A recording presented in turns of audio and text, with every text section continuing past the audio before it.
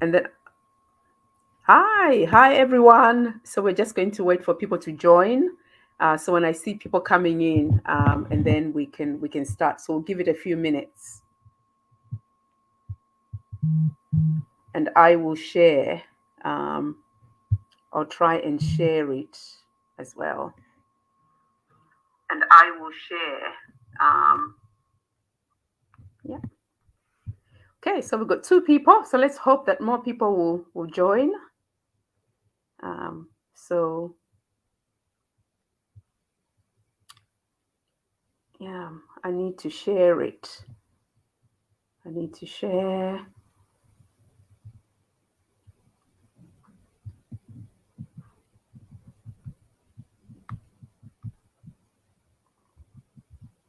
Okay, we've got about 7 people, so that's brilliant. Hi, everybody. Thank you so much for joining. Thank you for joining us. We are going to be starting in a couple of minutes. We're just getting ready and sharing the live. If you can share as well, I'd really appreciate it. So if everyone can share, all the viewers, please kindly share.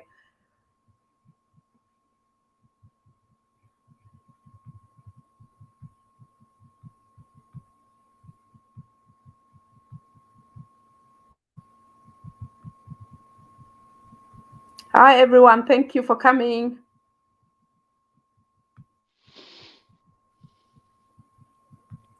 I am having to multitask here, Mark. So I'm doing two things at the same time.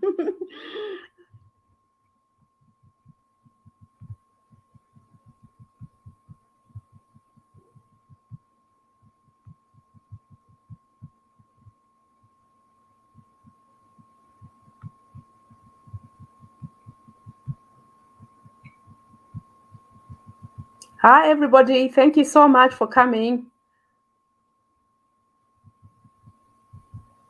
Okay, so there we go. I'm going to share that now. One.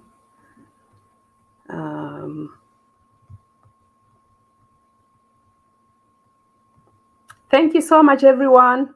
Please do bear with us. We are going to be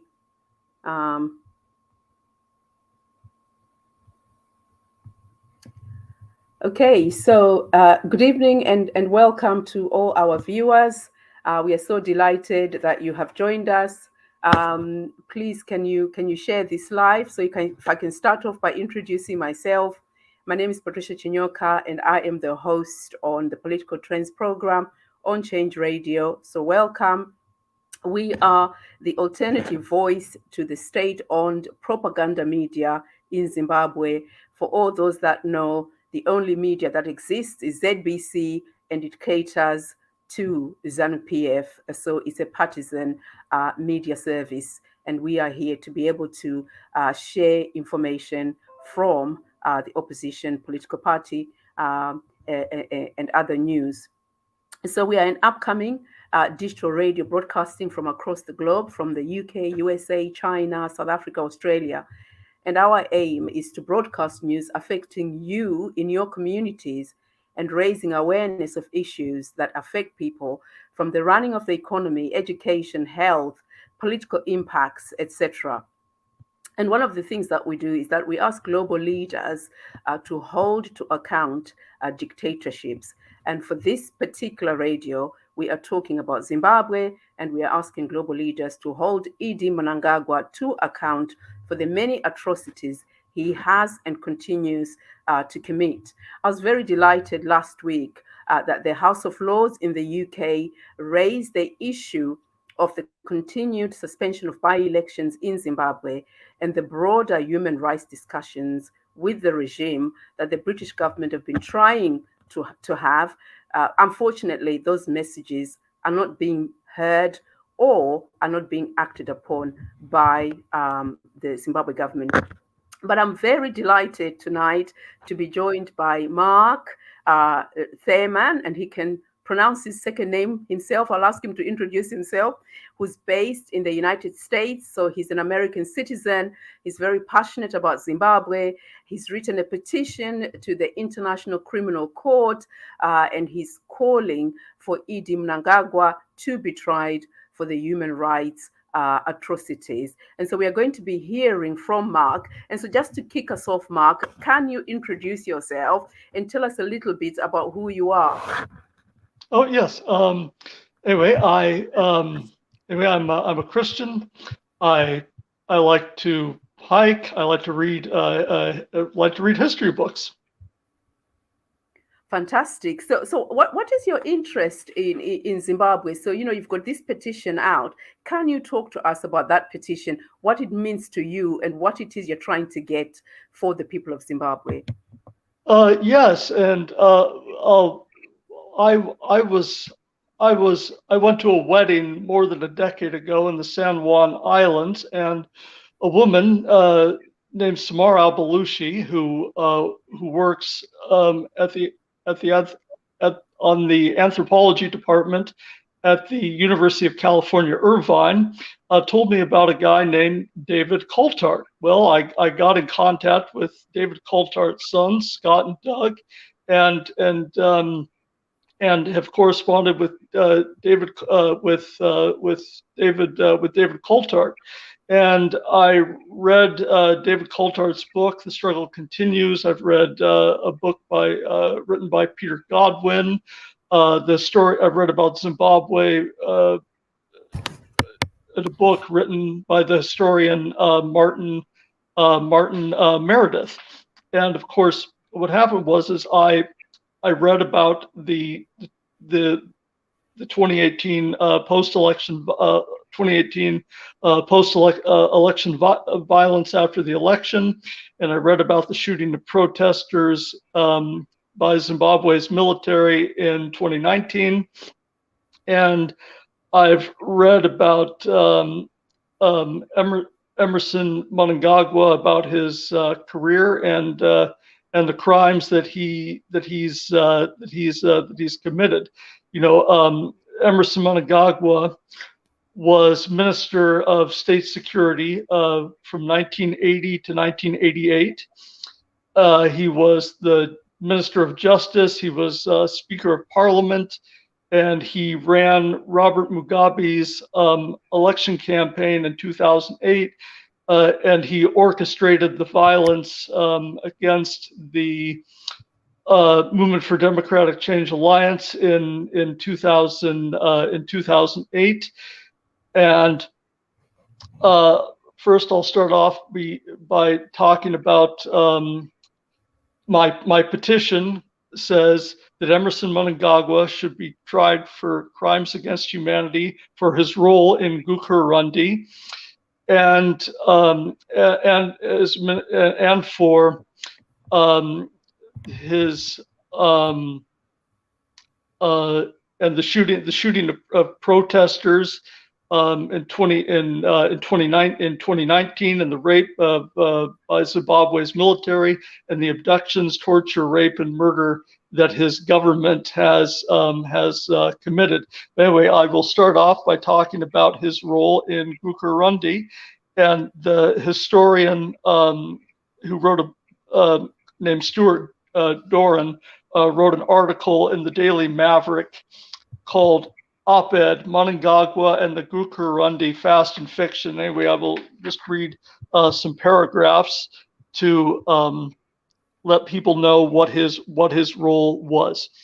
So, in January 1983, when the North Korean trained 5th Brigade of the Army was deployed in Mandabile North, Mnangagwa was Mugabe's Minister of State Security. That portfolio brought with it control over the Central Intelligence Organization. And then it says, oh, here we go. Okay, we can't see your face, Mark. You probably. Oh, yeah, here we go. I'm sorry. I'm just getting the document here. And it says, oh, here it is. Oh, here we go. And it says, the CIO may have developed an unpleasant name in Zimbabwe, but that proves nothing in relation to the Gukurahundi, as Mnangagwa has himself suggested, rarely given to interviews with journalists. In 2016, he commented on allegations surrounding his involvement in the massacres in what was clearly a bid to sanitize his image ahead of a tilt at the presidency. Speaking to the New Statesman, he retorted, "How do I become the enforcer during Gukurahundi? We had the president, the minister of defense, the commander of the army, and I was none of that. This seemed, I was none of that. My own enemies attacked me left and right, and that is what you are buying." This seems likely to become his stock defense. In effect, he claims that he was in charge of internal security, not military matters, and that the CIO had nothing to do with Gukurahundi. It's a stock defense that has no prospect of surviving closer scrutiny. And then it says, the first is that the CIO was not the lead agency in the killings. The vast majority of civilian deaths were perpetrated by 5th Brigade. In Maine, CIO officers were engaged in apprehending and interrogating alleged dissidents, armed bandits who were operating in Metabiland and who were, according to Zanu PF, coordinating. Okay, and it says, here we go. The second, and then it says, okay, here we go. Okay, it says, here. Yeah. Oh, I'm sorry, here it is. Yet that is where the factual basis of Mnangagwa's defense ends. On a bureaucratic level, the CIO may not have been at the forefront of the killings, but it most certainly played a critical part in the Gukurahundi. It is important to remember that the Gukurahundi was a lengthy campaign, not a single event. Equally, it involved a number of different angles and an array of targets that went beyond the civilian population of Metabiland. The broad objective of the campaign was political, to attain a one-party state, which in turn necessitated the obliteration of the rival nationalist party ZAPU. Many dissidents arrested, tortured, and murdered by the CIO were not rebels, but were specifically targeted because they were ZAPU office bearers or members of its former military wing, ZIPRA. The intention was to demolish ZAPU structures, while 5th Brigade's indiscriminate violence against civilians was meant to wipe out ZAPU's grassroots base. CIO officers such as Menard Musariri were at the forefront of more focused violence committed during Gukurahundi. The CIO also provided operational intelligence to 5th Brigade and other arms of government. ZIPRA personnel files held by the CIO formed the basis of lists used by 5th Brigade to hunt down ex-ZIPRAs and ZAPU officials in the rural areas. Further, intelligence garnered by CIO surveillance teams was used by the army to target individuals. The prominent example being the attempt to assassinate ZAPU leader Joshua Nkomo in March 1983. Thus, there was significant cooperation across agencies, and the CIO was an important cog in the wheel. This reality has been obscured by the entrenched perception that 5th Brigade and the Gukurahundi period are synonymous. In other words, that the brigade and its activities define the Gukurahundi in its totality. Shall we ask some questions, because the viewers might be wanting to understand? Oh, yes, go ahead. Yes, so that, the fact that we know that Mnangagwa and the 5th Brigade were at the forefront of this, leading up to the murders of thousands of people within Matabeleland. And what we know now is that it was to solidify their power. So this was all about Zanu PF and creating, or rather wanting to create a one-party state. And in order to be able to do that, they had to eliminate all of who they thought would stand in their way. And I know that at the time, I was quite young when all this was happening, and we were hearing. So the way that they were selling this, they were selling it as though they were dissidents. What they were saying was that the people in Matabeleland that they went to slaughter were creating a very unsafe environment for Zimbabwe, and so they had a false narrative that they fed to the world, but actually in reality it was that they wanted to solidify their own power and to create a one-party state, and for the country to be where we are today. So who have you approached? What have you done so far with regard to your petition? What action have you taken to make sure that it's heard and that people are signing up and all of that? Well, I wrote a letter to President Joe Biden about the crimes of Emerson Mnangagwa, and I got a response. I got an email from President Biden that he looked forward to responding to my letter. I wrote a letter to Pope Francis about the crimes of Emerson Mnangagwa and gave him David Coulthard's book, The Struggle Continues. My petition was written in an article by the African Examiner and by Provoker magazine, which is a Zimbabwean magazine, and I've emailed my petition with members of the House of Lords, members of United States Congress, my representative Derek Kilmer, Gerald Nadler, Hakeem Jeffries, Ilhan Omar, and Senator Mitch McConnell, Senator Jim Risch, who's on the Senate Foreign Relations Committee, and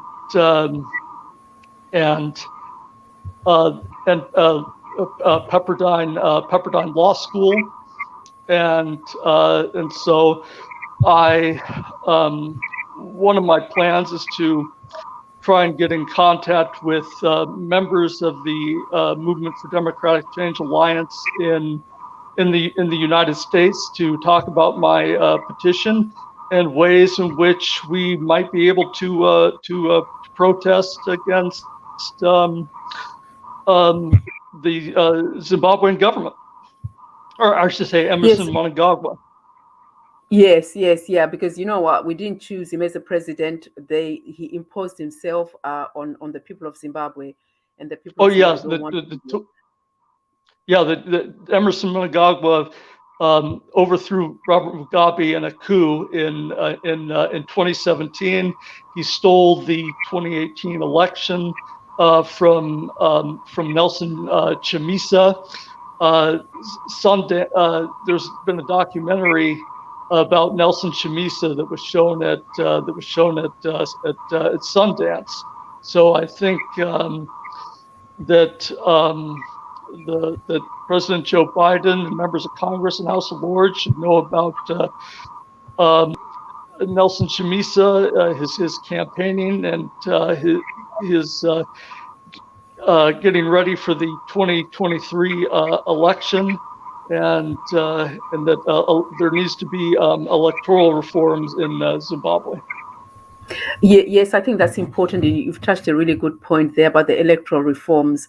What we have seen currently in Zimbabwe is that they have used COVID to subvert the will of the people. So they've suspended the by-elections. And you know, I did talk about the UK House of Lords talking about the fact that the continued suspension of by-elections in Zimbabwe is of real concern.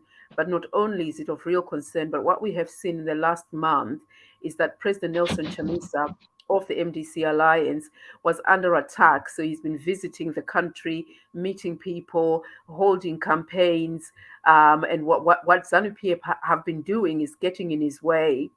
and trying to stop him from going around the country to visit his people. And on the other hand, Zanu PF are holding rallies and they are campaigning and they're trying to grow their movement. But there is a real challenge that the MDC alliance faces in that regard. So I think to your point about being introduced to the US MDC alliance, we can certainly definitely do that. So I will be sharing your contacts. And actually, I was trying to see if they could come. So they are part of Change Radio. So some of them are involved in Change Radio, and so that would have been good to have one of them on here, so that you could meet and try to see how you can organize those protests, because I think it's really important that those protests happen. One of the things that the MDC Alliance are talking about is the citizens' convergence for change, and they're asking for people to come together, to unite, and to work together to cascade the messages like what you're doing right now. So if we have more of Marks, people like you, it means that the message will go out there. There needs to be an awareness about the importance of registering to vote, because if people don't register to vote, it means that they won't be able to vote in their numbers in 2023. If we look to the success in Zambia, it is because there was concerted effort to bring together the youth, the young people of Zambia, went to the polls and they voted, and that brought about change in Zambia. And so that is something that we need to be doing for Zimbabwe, is raising the awareness, raising our voices together, converging together with Zimbabweans and with supporters such as yourself to bring these messages to the people so they can take note, understand the importance of being co-creators. And so this co-creation of making sure that they're going to vote, and that together we can go to the polls and bring about the change in Zimbabwe. And so what's your message to the MDC Alliance? Because I know that you emailed President Nelson Chamisa. What did you want to tell him? What was your message to him?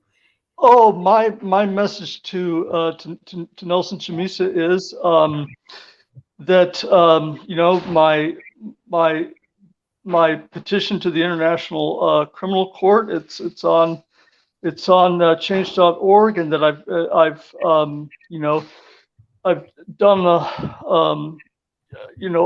lot of work in that that I've done the work. I've done some things to make it known to President Joe Biden, to Boris Johnson, to Joseph Kalimbwe in Zambia, and I'm hoping, and Joseph, if you're listening, please share that with the president of Zambia.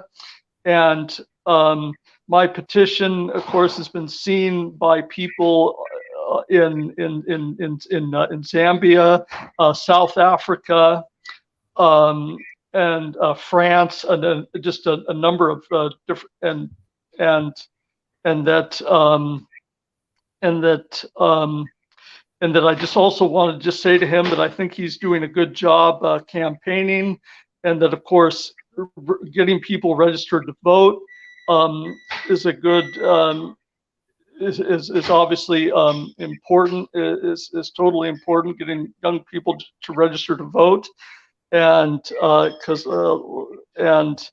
that I just want to say thank God that you survived the assassination attempt on your life, and that the MDC supporters are raising money to get you an armored car, and that I hope that President Biden would invite you to the White House, because I think the amount of your supporters and your message and needs to be known around the world, and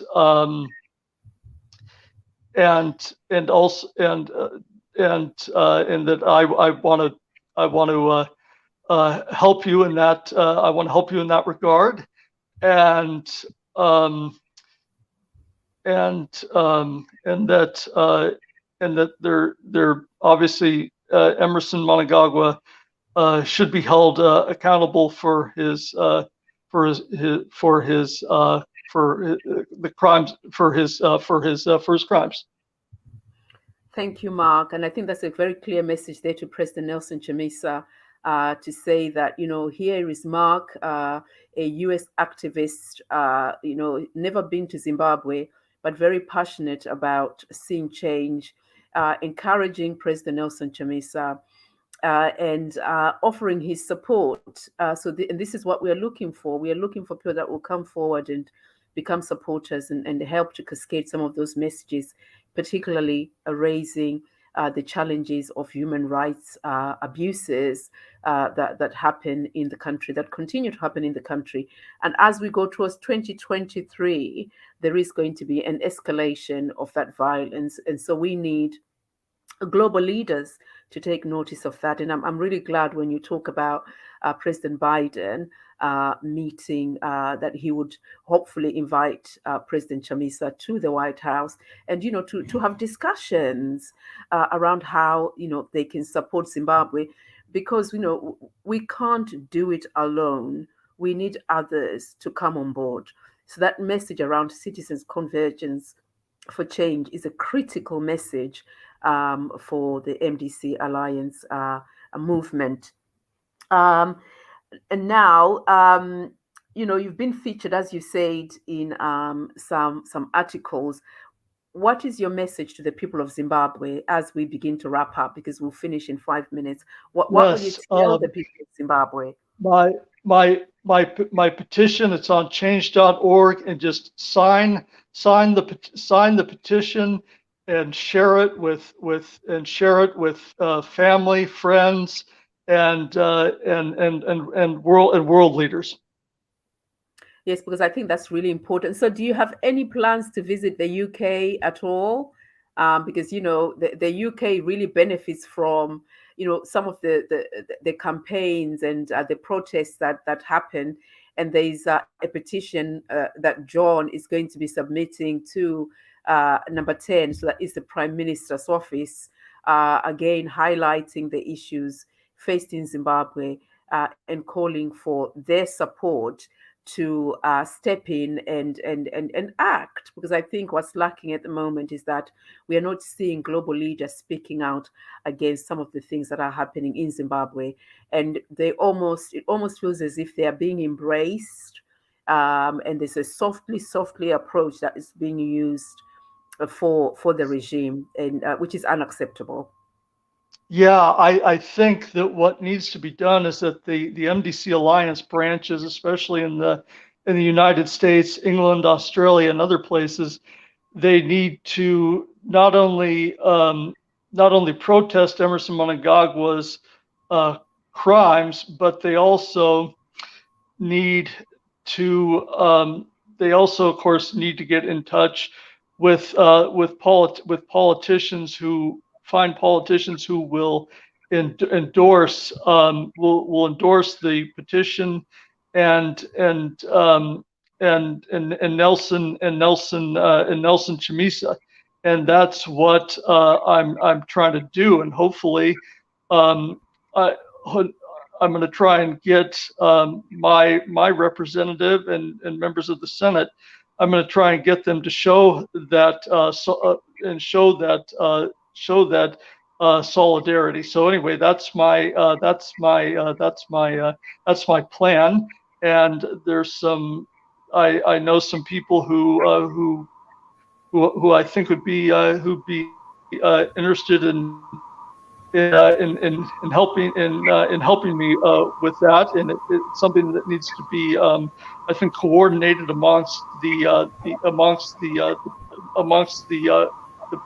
branches, and it needs to get the attention of the news media, CNN, New York Times, and I think that's the way we can get their attention, is if we can coordinate protest and find politicians who will speak with us at these protests. Yes, I think you've hit the nail on the head there. It just needs to be widened. I think that sometimes the media will report, so the Guardian is quite good. It picks up some of these stories, But I think that we need to do more. I think the more protests we organize and, coming out in large numbers will get the media such as Al Jazeera, CNN, and BBC and others taking notice and coming to give coverage. So we do have some working relationship with some of the mainstream media, but I think I see them often act when there's violence.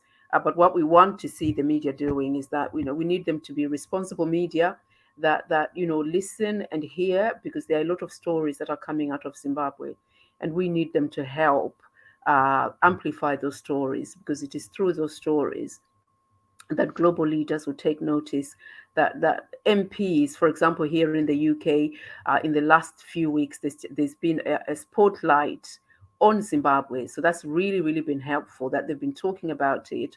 Questions that have been raised in Parliament, in the House of Lords. And I think that's what we need to see. On the American side, I haven't seen a lot of what's happening here. So I don't know what else we can do. Do we need to write to the office of the president? Well, yeah. I mean, of course, you can write. The people that the MDC should write to are, of course, President Joe Biden, Senate Majority Leader Chuck Schumer, and Speaker of the House Nancy Pelosi. A guy who is really passionate about, a guy who has an interest in Zimbabwe is Senator Jim Risch of Idaho. He's on the Senate Foreign Relations Committee, and he's one you should definitely contact. And I think he's one who would definitely be a strong supporter of Nelson Chamisa. Okay, thank you. And I think it's also important to not only get in contact with the politicians, but with also, of course, there's a number of issues, not just my petition, but also the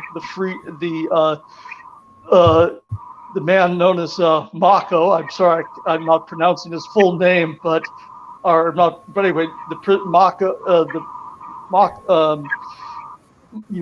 Mako and political prisoners, the electoral reforms, and of course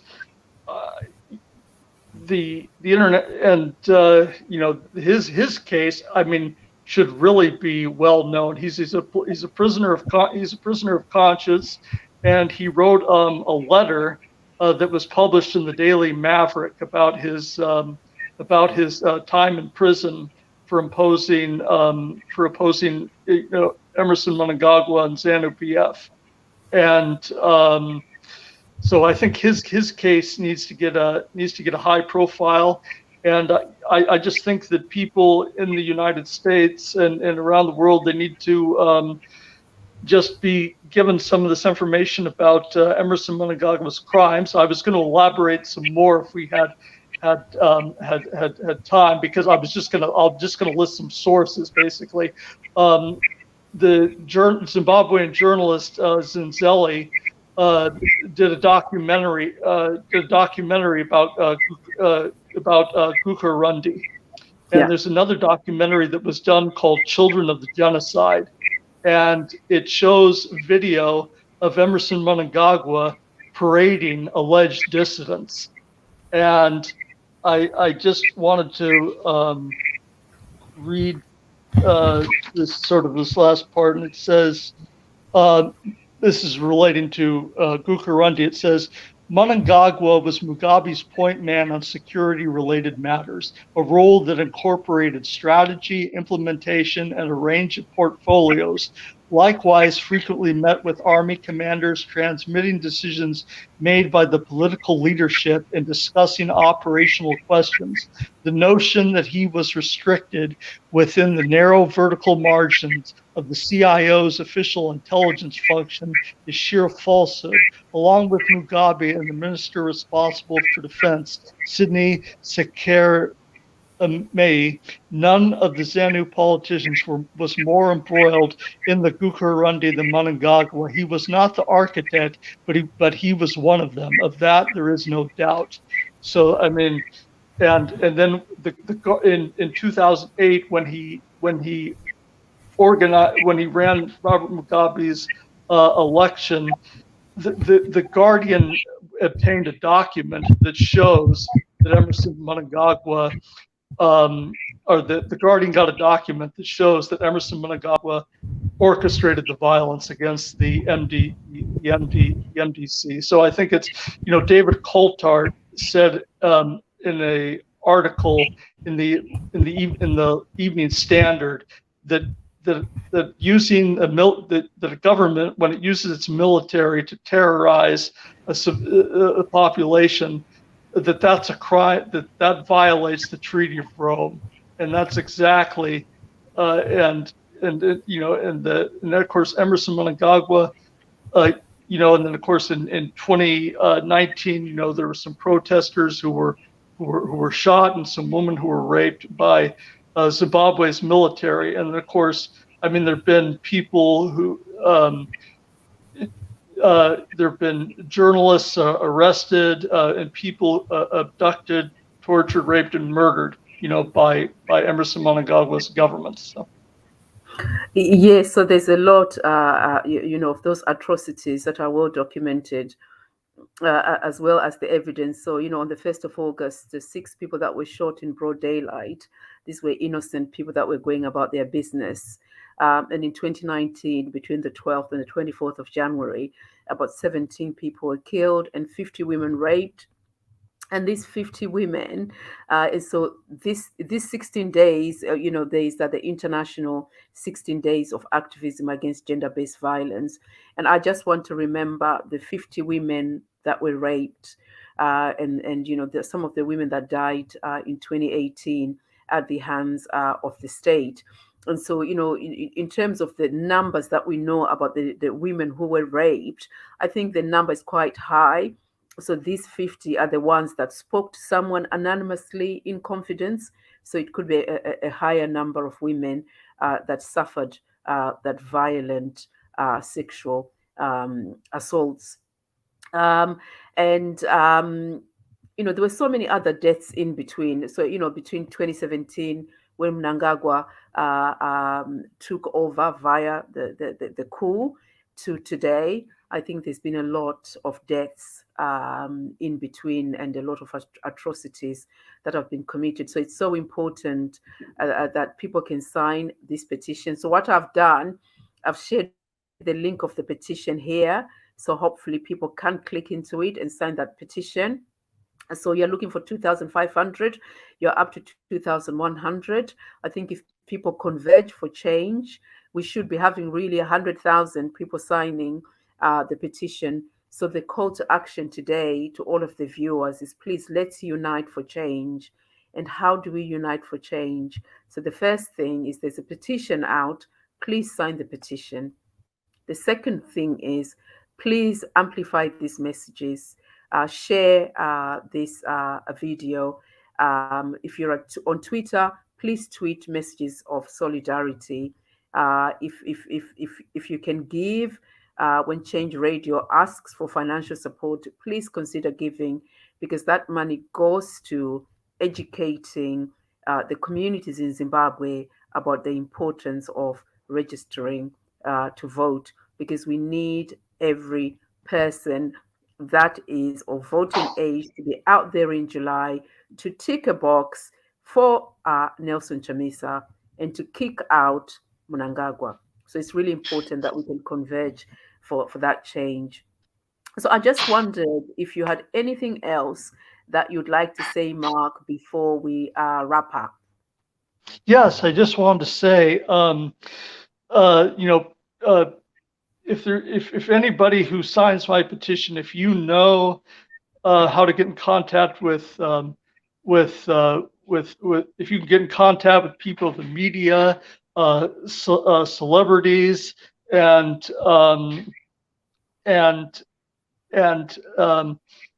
just give people, and I just want to let people know some good just want to let them know some sources about the history of Zimbabwe. Read David Coulthard's book, The Struggle Continues, and it's just about the history. It's an excellent book. And then and if you want to read about Gukurahundi, read the historian. His name is Stuart Doran, and of course Zanzelli's documentary about Gukurahundi and children of the